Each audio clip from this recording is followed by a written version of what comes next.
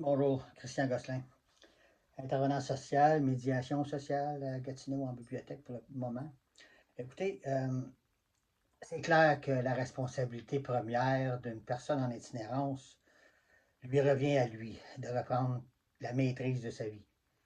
On appelle ça de l'empowerment, hein, la reprise en charge de sa vie.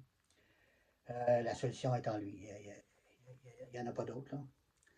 Et c'est d'ailleurs notre objectif comme intervenant, intervenante de créer ou susciter un certain éveil de conscience que c'est lui, il faut qu'il prenne des actions puis qu'il prenne des démarches, un cheminement quelconque dans l'amélioration de ses conditions de vie. C'est clair. Par contre, on ne peut pas négliger la responsabilité sociale, le problème systémique qu'on peut appeler. Tu sais. On a créé un système.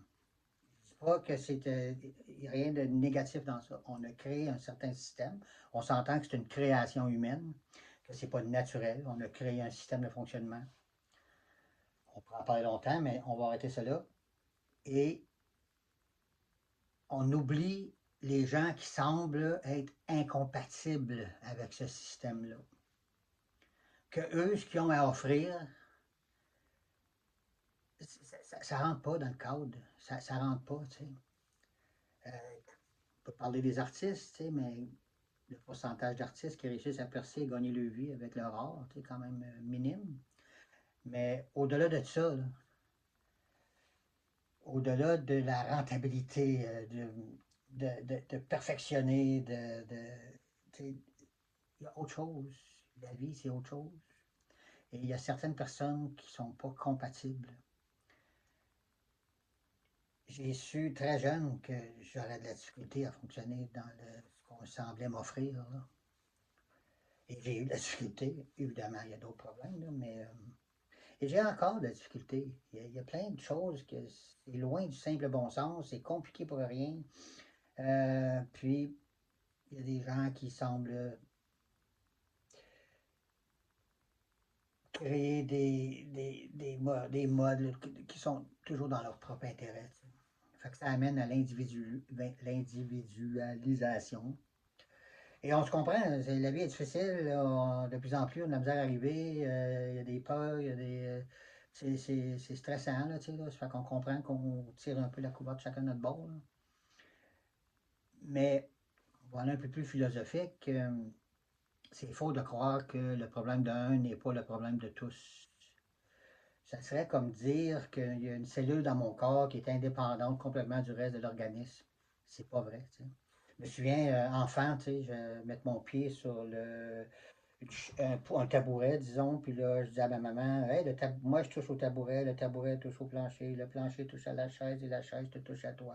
Ah, c'est un. Et tant qu'on ne sortira pas de cette illusion de séparation, on n'y arrivera pas. J'ai comme l'impression qu'on s'en sort tout ou on s'en sort pas, là, mais bon. On a peut-être un chemin à vivre, et pour certains, il est plus difficile que d'autres. C'est un grand mystère. Pourquoi un, pourquoi pas l'autre? Pourquoi moi je m'en suis sorti, pourquoi pas l'autre? Je ne le sais pas. Moi je dis merci, mais je ne sais pas. Tu sais, pourquoi moi? Tout ça pour dire que faut quand même travailler comme société dans l'acceptation des gens qui sont différents. Ils ne peuvent pas faire autrement. On est bâti de même, on est outillé de même. C'est comme un logiciel, il n'est pas compatible avec le système actuel. On ne peut pas rentrer un rond dans un carré, tu sais, comme on s'entend, tu sais, les jeux des enfants, là, tu sais, c'est qu'on rentre les formes dans d'autres. Il faut vraiment élargir notre vision, puis accepter que cette personne-là, elle a quelque chose à offrir. Moi, je suis convaincu que tout le monde a quelque chose à offrir, mais c'est pas dans la norme sociale actuelle, surtout occidentale.